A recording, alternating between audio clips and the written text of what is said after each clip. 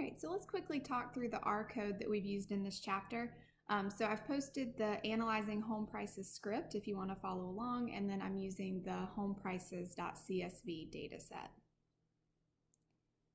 Okay, so I'm going to start by importing the dataset, and to keep it simple, I'm just going to do File, Import Dataset from the menu. Go to my dataset folder. Okay, so there's the Home Prices dataset. It didn't recognize my headings automatically, so I'm going to say Headings Yes and click Import, and I see it over here in my global environment. Okay, so going back to the script, I'm going to fit a model that uses the size of a house to predict its price. So you can see price is first, and then a tilde, and then square foot. So that fits my model. If I want to get some output from that, I'm going to use the summary of Model 1. So this gives me a lot of information here at once. It gives me the intercept and the slope, the residual standard error. Remember, that's also called the standard error of the residuals. This is giving you an idea of how large your prediction errors are on average. It also gives us the R squared, so this is telling us how much of the variability has been explained. And then we also have information for the F test and information for the T test. So that's all given to you automatically there. I can also use the ANOVA function to get my sums of squares. So I've got sum of squares for square feet, that's the model sum of squares, SS residual, and then I could add those up to get the sum of squares total. Before we get too far, I do want to go ahead and create a plot so we can visualize our data. So one way to do that is with the ggplot2 package. So we learned this actually at the very beginning of the semester. So I've got square footage on the x-axis, price on the y-axis, and then I'm just using geom smooth to create this line. So that's one way that I can create a scatter plot with the regression line on it. But there's also a shortcut that you can use with the mosaic package. So if you just do plot model, and notice that model is capitalized there, it'll create a very similar plot. It's actually still a ggplot, it's just a shortcut to get you that plot a little bit faster. So that's nice to know. There's also a shortcut for checking the validity conditions.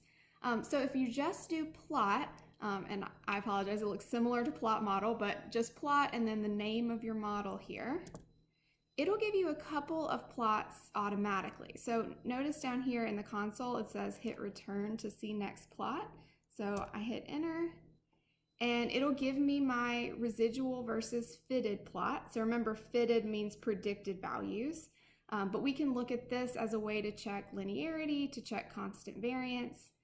And then if you hit enter again, it'll give you that normal QQ plot. So we're looking for that straight line to see if we have roughly normally distributed residuals. And we haven't talked about the next two plots yet. You do have to go ahead and go through those or else hit escape to get done with that. Obviously, there's more flexibility in plotting your residuals with ggplot. So notice here I put in the model name as the input of ggplot, and then I use .resid to get my residuals. So I can do that. I can make a dot plot of the residuals. I can also make the explanatory variable on the x and the residuals on the y. If I want to plot like that, this geom H line, that's just giving me a horizontal line at 0. That's kind of nice when you're making a residual plot. Okay, some other things that we did in this chapter, we talked about how to get the confidence interval for the slope. So again, I'm going to be putting in the name of my model. This is the name of my explanatory variable. So I want the slope for the square footage of the house. So I'm putting that in quotes. And then level is my confidence level. So this is telling me that the population slope is somewhere between these two values. Okay. We also talked about confidence intervals and prediction intervals for a new individual. So let's say that we want a new house that is 2,000 square feet. So I have to define this object here, new.house. You can name it whatever you want. And it's actually a data frame where you're saying that square footage is equal to 2,000. Okay, so I'm going to run that. And now I can make some predictions for that new house. So notice where it says new data, I'm putting in new house. I'm going to do the confidence interval first. So this would be the mean price for a house with 2,000 square feet.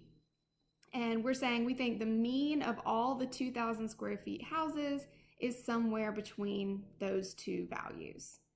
Okay. Prediction interval, this is saying an individual house. An individual house with 2,000 square feet would be somewhere between these values. So notice that this is a huge range. It's all the way from a negative number to a positive number. So there's a whole lot of variability here. We actually can't be very precise with that prediction. If we want to show the confidence interval on the plot, it's really easy to do that. So in ggplot, where it says SE, standard error equals true, if you just do that, that's going to show you the confidence interval on the plot right away. And actually, I think that's the default. So if you don't say standard error equals false, it's going to create a plot like that. It's a little bit more tedious to put the prediction interval on the plot. I probably wouldn't ask you to do this on a quiz or anything, but I did want to show you.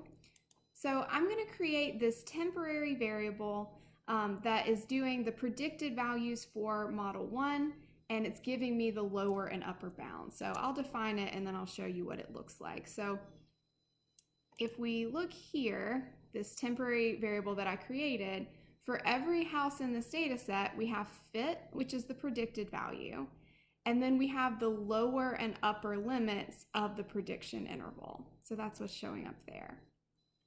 So I'm going to make another ggplot. So the first couple of lines here look familiar, but I'm going to be adding lines for lower and upper. So remember, in this data set, this is what we have, the lower and upper bounds.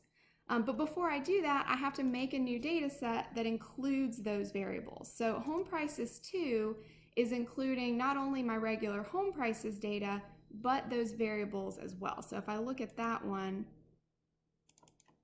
let's see, if I view that one here, you can see it's got all my other variables, but then it has these new columns, the predicted values and the lower and the upper bounds. Okay, so I'm going to add a dotted line, a dashed red line for the lower, a dashed red line for the upper, and then I'm going to keep the standard error equal true because I want to show the confidence interval as well. Okay, so now when we do that, we have the confidence interval. So this is where we think the true regression line is, somewhere between these bounds. And then the red lines are saying that we think 95% of houses will be between those bounds.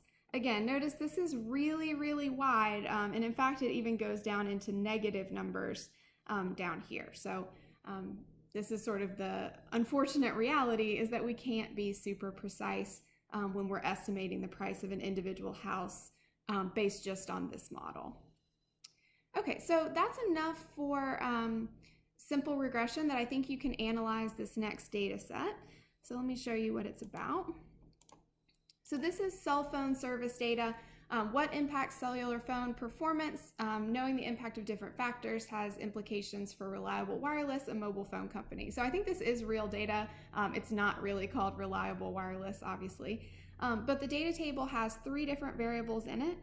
It has pressure, which is barometric pressure, wind speed measured in miles per hour, and then the bad call percentage. So that's the percentage of the calls that are either not completed in the first place or they're connected but then the call gets dropped. So basically we want to see how do these weather conditions, barometric pressure and wind speed, how can those be used to predict the bad call percentage? Okay, so that's what you're going to use to answer the next Socratic questions, and you should get feedback after each one.